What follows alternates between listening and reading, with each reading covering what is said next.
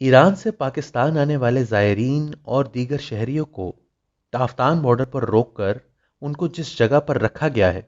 اسے دیکھ کر افسوس ہوتا ہے کہ ہمارے ملک میں ایک بنیادی سی چیز بھی ٹھیک طریقے سے انجام نہیں دی جاتی۔ سرکاری اعداد و شمار کے مطابق تافتان بارڈر پر قریب 300 پاکستانی شہری ایک کوارنٹین میں آباد کیے گئے ہیں، جہاں ان کے پاس رہنے اور سونے کی بنیادی سہولیات تک نہیں ہیں۔ نیا دور کو موصول ہونے والی ایک ویڈیو میں دیکھا جا سکتا ہے کہ سینکڑوں کی تعداد میں نوجوان، بوڑھے اور بچے ایک ہی چھت کے نیچے اکٹھے رہنے پر مجبور ہیں،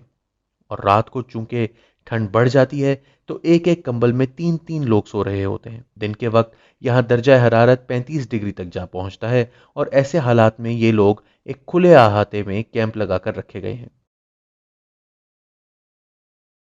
نہ جانے یہ کیسا کوارنٹین ہے کہ جہاں بغیر اسکریننگ کے ایک ایسے ملک سے واپس آنے والے سینکڑوں افراد کو اکٹھا رکھا گیا ہے جہاں کورونا وائرس سے اب تک غیر مصدقہ ذرائع کے مطابق 500 سے زائد لوگ مر چکے ہیں اور مریضوں کی تعداد ہزاروں میں ہے۔ یاد رہے کہ سرکاری اعداد و شمار کے مطابق بھی ایران میں اب تک 108 افراد اپنی جانوں سے ہاتھ دھو بیٹھے ہیں۔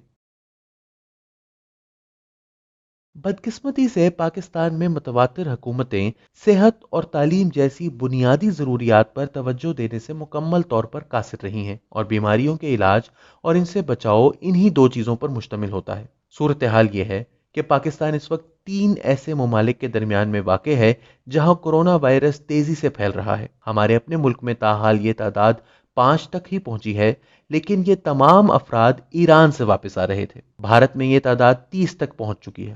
ایران میں 3513 افراد اس وبا کا شکار ہیں، جبکہ چین، جہاں سے یہ وائرس نکلا ہے، 80,430 کیسز کے ساتھ پوری دنیا میں کورونا وائرس کے کیسز کے اعتبار سے سر فہرست ہے۔ لامحالہ ان 3 ملکوں کے درمیان میں واقع ان کا ہمسایہ پاکستان بھی کسی نہ کسی موقع پر اس وبا کا شکار ہو سکتا ہے، اور ہماری تیاری یہ ہے کہ ہم ایران سے واپس آنے والوں کو بارڈر پر ڈھنگ سے رکھ کر ایک کمبل فی آدمی تک نہیں دے سکتے۔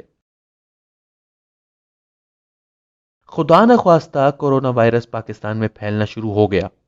تو جو حالات ماضی میں ڈینگی وائرس کے دوران دیکھنے میں آئے تھے، کورونا وائرس اس سے کہیں زیادہ شدت اختیار کر سکتا ہے۔ اس ملک کے نظام صحت پر تو بات کرنا فضول ہے، مگر موجودہ حکومت کے دور میں تو صورتحال مزید گمبھیر ہو سکتی ہے، کیونکہ ان کے یہاں تو ڈسپلن نام کی کوئی چیز ہی نہیں۔ ڈینگی بخار 2019 کی خزاں میں پھیلنا شروع ہوا تو وزیر اعظم صاحب تک نے یہ کہہ کر جان چھڑا لی کہ سردی آئے گی تو مچھر مر جائے گا، اور کون بھول سکتا ہے کہ ہم آج بھی دنیا کے ان آخری 3 ممالک میں شامل ہیں جہاں پولیو تاحال ختم نہیں کیا جا سکا۔ یہ ایک خوفناک صورتحال ہے جو اس وقت پیدا ہو رہی ہے، اور تافتان بارڈر پر ایران پلٹ پاکستانیوں کے حالات دیکھ کر یہ واضح ہو جاتا ہے کہ حکام کی جانب سے اس پر سنجیدگی کا مظاہرہ نہیں کیا جا رہا۔